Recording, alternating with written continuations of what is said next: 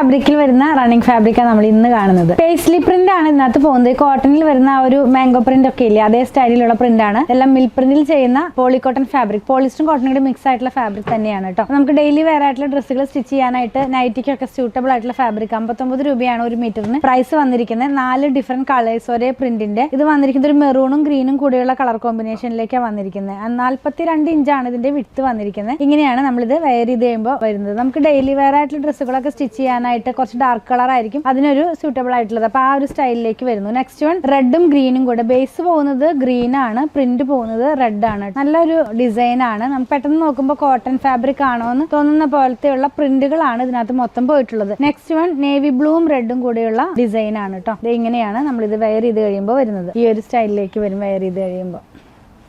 Last one ബ്ലാക്കും റെഡും കൂടെ വരുന്നു. 59 രൂപയാണ് ഇതിന്റെ പ്രൈസ് വന്നിരിക്കുന്നത് ഒരു മീറ്ററിന്. പർച്ചേസ് ചെയ്യാനായിട്ട് ഇതിൽ കൊടുത്തിട്ടുള്ള നമ്പറുമായിട്ട് കോൺടാക്ട് ചെയ്താൽ മതി.